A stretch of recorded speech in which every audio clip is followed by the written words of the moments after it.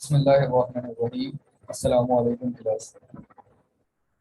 बेटा कल के लेक्चर नंबर 5 तक हमने अपने chapter number 12 wave and sound की थ्योरी कंप्लीट कर ली थी और आज लेक्चर नंबर 6 में आपका न्यूमेरिकल्स है। तो सबसे पहला न्यूमेरिकल आपका problem number 12.1। The wavelength of a wave is 0.1 nm। nm का मतलब है बेटा nanometre. 0.1 nm। Its speed is 3 multiplied by 10 to the power 8 meter per second. What is the frequency of wave? इस न्यूमेरिकल के अंदर सबसे पहले बेटा आपको डेटा बनाना है। वेवलेंथ आपके पास है 0.1 nm। वेवलेंथ का सिंबल ये लैम्डा होता है। 0.1 अच्छा बेटा देखें, ये तो nm है, नैनोमीटर। नैनो का मतलब होता है 10 की पावर 9। तो यहाँ पर आपकी वेवलेंथ है 10 raise to the power 9 metre. 0.1 को आपने कन्वर्ट किया, डेसिमल रिमूव करेंगे, नीचे 10 आ जाएगा। 1/10 multiply by 10 to the power -9। ये जो 10 है आपका, आपने इसको ऊपर शिफ्ट कर दिया तो ये 10 की पावर -1 हो जाएगी, क्योंकि जब भी कोई चीज़ डिनोमिनेटर से न्यूमरेटर की तरफ शिफ्ट होती है तो वो माइनस में कन्वर्ट हो जाती है। तो आपकी ये 10 की पावर 1 ऊपर जाकर -1 हो जाएगी। 10 की power -1 multiply by 10 raise to the power -9। दोनों की बेसिस सेम है, पावर को हमने आपस में ऐड करवाया, क्योंकि अलजबरा का रूल होता है जब बेसिस सेम होती हैं तो पावर ऐड हो जाती हैं। तो यहाँ पर आपके पास वेवलेंथ कन्वर्ट हो जाएगी 10 रेज़ टू द पावर -10 मीटर के अंदर। तो सबसे पहले तो आपने अपनी वेवलेंथ को नैनोमीटर से सिंपल मीटर के अंदर कन्वर्ट कर दिया। अब है आपके पास वेलोसिटी। वेलोसिटी है आपके पास 3 multiply by 10 raise to the power 8 metre per second. ये आपकी वेलोसिटी बेटा यहाँ पर दी हुई है इन्होंने। It's speed is 3 multiply by 10 raise to the power 8 metre per second. आपको जो फाइंड आउट करना है वो है फ्रीक्वेंसी। रिक्वायर्ड क्या है आपके पास? फ्रीक्वेंसी जो आपको फाइंड आउट करनी है। अब सिंपल बेटा यहाँ पर हम अपना फॉर्मूला यूज करेंगे, v is equal to F lambda. जो फ्रीक्वेंसी का फॉर्मूला होता है v is equal to F lambda. आपको क्योंकि फ्रीक्वेंसी फाइंड करनी है तो लैम्डा जो इसके साथ मल्टीप्लाई हो रहा है, ऑपोजिट साइड पर हम इसको शिफ्ट कर देंगे तो ये आपका डिवाइड हो जाएगा। तो आपके फ्रीक्वेंसी का फॉर्मूला जनरेट हो जाएगा v डिवाइडेड बाय लैम्डा। आपने सिंपल अपनी वैल्यूज पुट करी। v की जगह पर 3 multiply by 10 raise to the power 8 put किया। लैम्डा की जगह पर आपने 10 रेज़ टू द पावर -10 रखी, जो आपने यहाँ पर कन्वर्ट करके निकाली थी। और उसके बाद आपने simple 10 raise to the power -10 को ऊपर शिफ्ट कर दिया, क्योंकि ये पावर -10 है। तो -10 होने की वजह से जब ये ऊपर शिफ्ट होगी तो ये प्लस में कन्वर्ट हो जाएगी।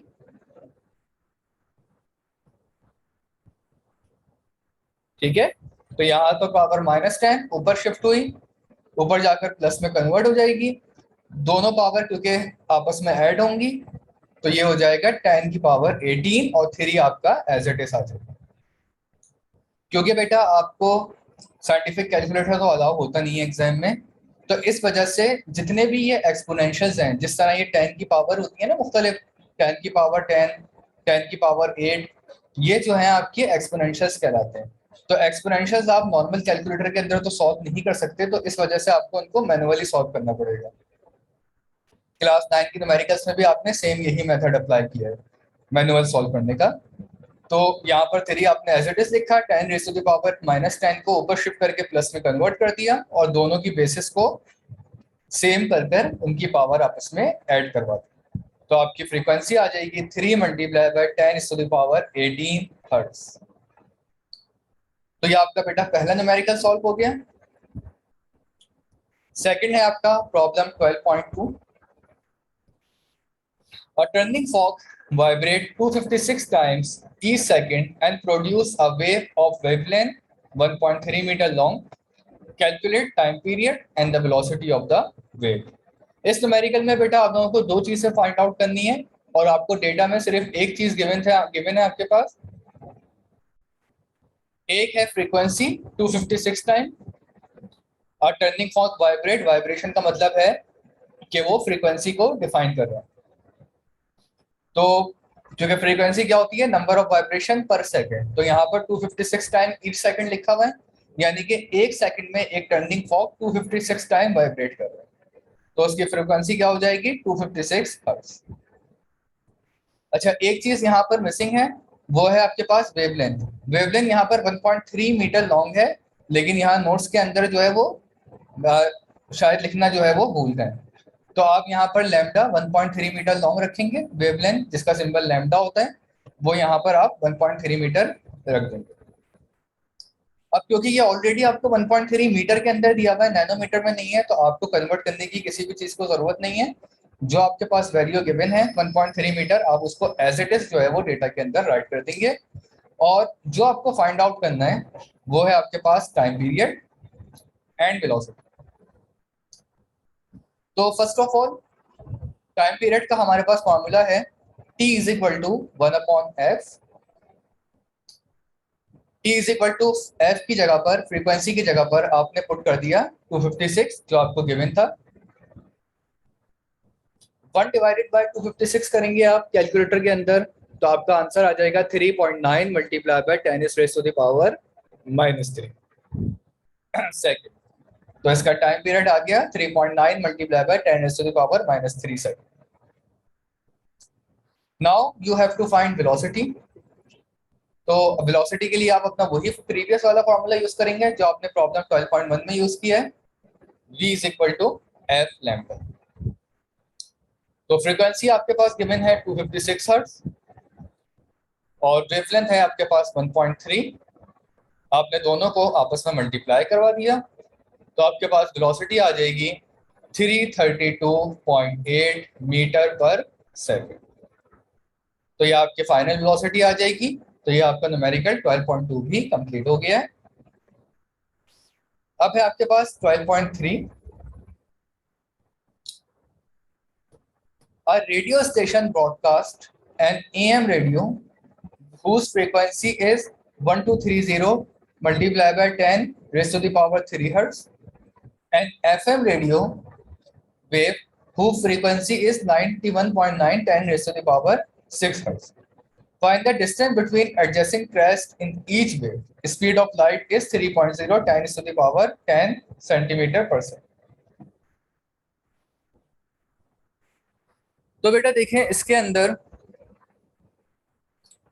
न्यूमेरिकल में वो बोलना है कि दो किस्म के रेडियो स्टेशन हैं, ठीक है। दो किस्म की रेडियो ब्रॉडकास्ट हो रही हैं, एक है आपके पास एएम रेडियो और एक है आपके पास एफएम रेडियो। तो इसके अंदर आपको डेटा दो हिस्सों में ब्रेक करना पड़ेगा। एक डेटा होगा आपका for am radio and second one is for FM radio. अब वो बोलना है कि दो रेडियो स्टेशन फ्रीक्वेंसी ब्रॉडकास्ट कर रहे हैं अपनी। एक की फ्रीक्वेंसी आपको दी हुई है 1230 10 raise to the power 3 hertz और दूसरी की फ्रीक्वेंसी आपको दी हुई है 91.9 10 raise to the power 6 hertz.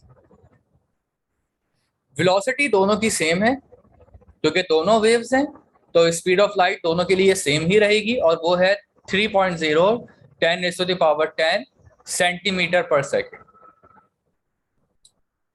अब इसके बाद आपको दोनों की वेवलेंथ फाइंड करनी है कि दोनों वेव्स के दरमियान में फासला कितना है, क्योंकि बेटा देखें दोनों वेव्स एक ही स्टेशन से पास आउट हो रही हैं। एक एएम रेडियो वेव है, दूसरी एफएम रेडियो वेव है, तो दोनों की वेव्स का आपस में एक दूसरे के साथ इंटरफेरेंस होगा। तो दोनों वेव्स के दरमियान के क्रेस्ट और ट्रफ का फासला जो है वो वेवलेंथ कहलाएगा। तो ये वेवलेंथ आपको फाइंड आउट करनी है और इस वेवलेंथ के लिए सिंपल आप अपना वही फार्मूला यूज करेंगे जो इससे पहले किया था। न्यूमेरिकल बिल्कुल 12.1 की तरह ही है, बस इसका डेटा दो हिस्सों में ब्रेक है। तो आपको अपना काम दो दफा करना पड़ेगा, एक बार एएम रेडियो की फ्रीक्वेंसी रखकर और सेकंड टाइम आपको एफएम रेडियो की फ्रीक्वेंसी रखनी पड़ेगी।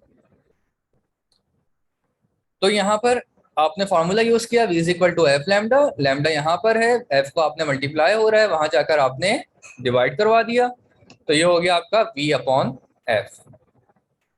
अब वेलोसिटी आपके पास पहले से ही गिवन है, स्पीड ऑफ लाइट 3.0 10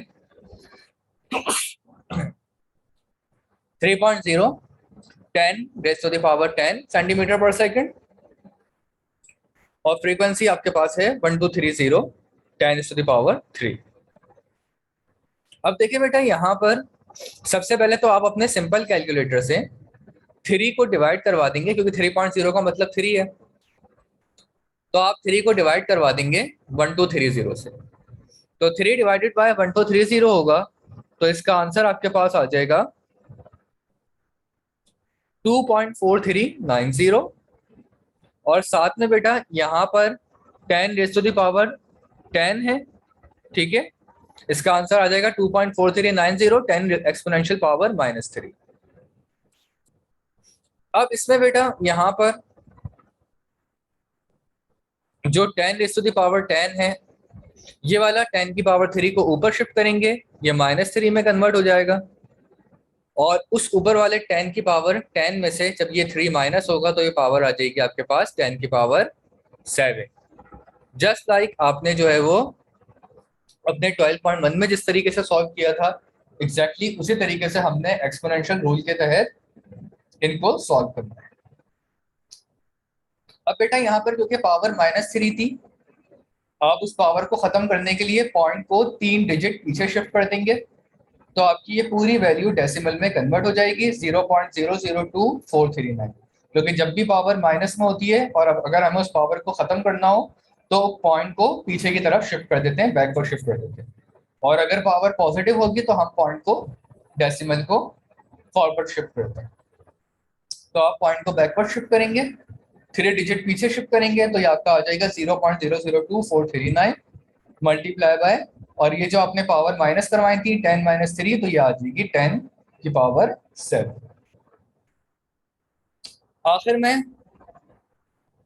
क्योंकि आपको अपनी पूरी पावर खत्म करनी है अगर, और विदाउट एक्सपोनेंशियल आंसर लेकर आना है, तो आप क्या करेंगे, पॉइंट को 7 डिजिट आगे शिफ्ट कर देंगे, क्योंकि आपको इस पावर 7 को एंड करना है। तो आप पॉइंट को 1 2 3 4 5 6 एंड 7 डिजिट जो है आपने आगे शिफ्ट कर दिया, 6 डिजिट तक हो गए आपके 9, और उसके बाद एक डिजिट को बैलेंस करने के लिए आपने 0 लगा दिया, तो ये आपके पास टोटल वेवलेंथ आ जाएगी 24390 सेंटीमीटर। तो आई होप ये आपको क्लियर हो गया होगा। फिर भी अगर इसमें डाउट्स हों, क्योंकि कुछ होते हैं, प्रॉब्लम होती है एक्सपोनेंशियल शिफ्ट करने में, तो खुद से सॉल्व करने की ट्राई कोशिश करिएगा, खुद से सॉल्व करेंगे तो और अच्छे तरीके से आपको क्लियर होगा। अब सेम वही मेथड बेटा एफएम रेडियो के लिए भी इस्तेमाल करना है। Frequency is equal to f 91.9 10 power 6 hertz हो गई आपकी, और वेलोसिटी बेटा ये 10 की पावर 6 है, ये -6 नहीं है, ये मिस प्रिंट है, माइनस इसमें एक्स्ट्रा लगा हुआ है। 10 की पावर 6 हर्ट्ज, वेलोसिटी है इसमें 3.0 10 raise to the power 10 centimetre पर सेकंड, वेवलेंथ इसकी लैम्डा होगी। फॉर्मूला आप अपना सेम यूज करेंगे, v is equal to F lambda, v is equal to, और आपने लैम्डा की वैल्यू निकालनी है तो v अपॉन एफ हो जाएगा, lambda is equal to v upon F.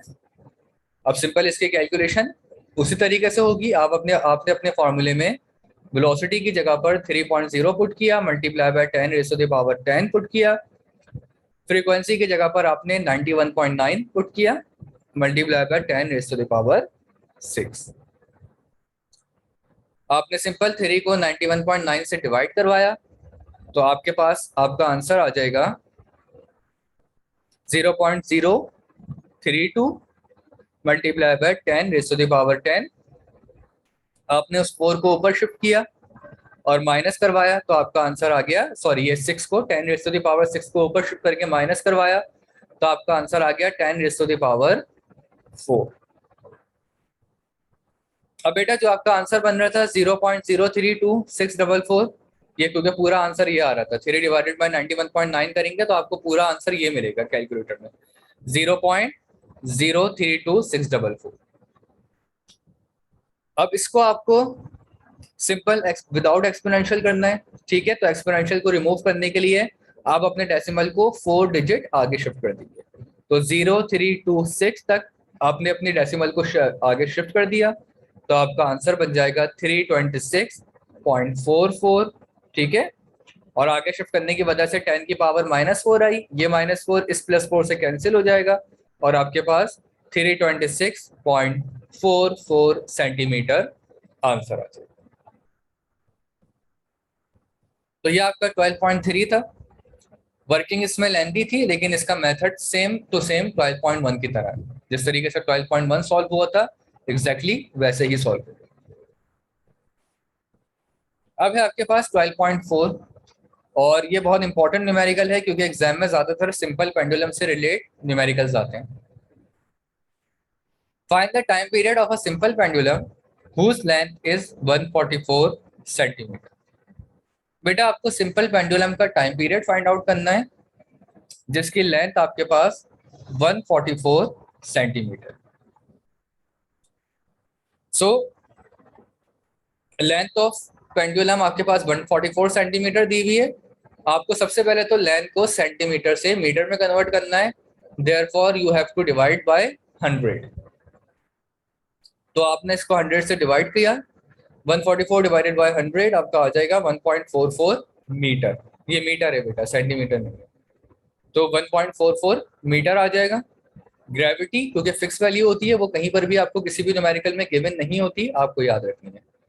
वो होती है 9.8 मीटर पर सेकंड स्क्वायर, और पाई की वैल्यू भी फिक्स होती है जो कि इस न्यूमेरिकल में यूज होगी, और वो होती है 3.14। ये आप मैथमेटिक्स में पढ़ चुके हैं कि पाई की वैल्यू 3.14 होती है। आपको जो है वो टाइम पीरियड फाइंड आउट करना है। तो टाइम पीरियड के लिए आप अपना फॉर्मूला लगा देंगे, t is equal to 2 pi under root L upon g. Pi की जगह आपने 3.14 पुट किया, 2 मल्टीप्लाई बाय 3.14, तो ये आपका आंसर आ जाएगा 6.28। इसी तरह आपने L की जगह पर उसकी वैल्यू पुट करी 1.44, G की जगह पर 9.8, दोनों को आपस में डिवाइड करवाया, 1.44 डिवाइडेड बाय 9.8, तो इनको डिवाइड करवाने पर आपका आंसर बनेगा 0.14694, और यहाँ आपने 2 को 3.14 से मल्टीप्लाई करा के 6.28 रख दिया। अब बेटा 6.28 को तो आप एज इट इज रहने देंगे, और यहाँ पर 0.1694 का आप स्क्वायर रूट ले लेंगे। तो बेटा स्क्वायर रूट इसका क्या आएगा, जब आप कैलकुलेटर से निकाल सकते हैं इसका स्क्वायर रूट, कैलकुलेटर में नॉर्मल कैलकुलेटर के अंदर भी स्क्वायर रूट का ऑप्शन होता है, तो आप अपनी वैल्यू को लिखकर और उसका स्क्वायर रूट का बटन प्रेस करेंगे तो उसमें आपको इसका स्क्वायर रूट मिल जाएगा, और वो स्क्वायर रूट होगा 3.833। तो ये आपका स्क्वायर रूट आ गया। अब आपने 6.28 को मल्टीप्लाई बाय 3.833 से मल्टीप्लाई कर दिया, तो आपके पास इसका फाइनल आंसर बन जाएगा 2.407। 407 को हमने राउंड ऑफ करके 41 में कन्वर्ट कर दिया, क्योंकि 07 है, 07 को हमने 10 में कन्वर्ट कर दिया, उसका जो नियरेस्ट होल फिगर होगी वो 10 होगी, तो आपने इसका आंसर आ जाएगा राउंड ऑफ करके 2.41 सेकेंड। तो किसी भी सिंपल पेंडुलम का टाइम पीरियड 1.44 मीटर की लेंथ पर 2.41 सेकेंड। तो बेटा यहाँ तक जो है इस लेक्चर में 12.4 तक के ही न्यूमेरिकल सॉल्व करेंगे हम, और इन्हीं न्यूमेरिकल्स को आप अपनी कॉपी में भी जो है लिखें, और एक दफ़ा इनकी सेल्फ प्रैक्टिस ज़रूर करें। 1 से 2 दफ़ा इनकी सेल्फ प्रैक्टिस करेंगे, आपको और ज़्यादा डिटेल में क्लियर होंगे न्यूमेरिकल्स। इंशाल्लाह इसके बाद के लेक्चर्स में हम अपने न्यूमेरिकल रिमेनिंग न्यूमेरिकल जो बाकी रहते हैं उनको सॉल्व करेंगे। टेक केयर क्लास, अल्लाह हाफिज़।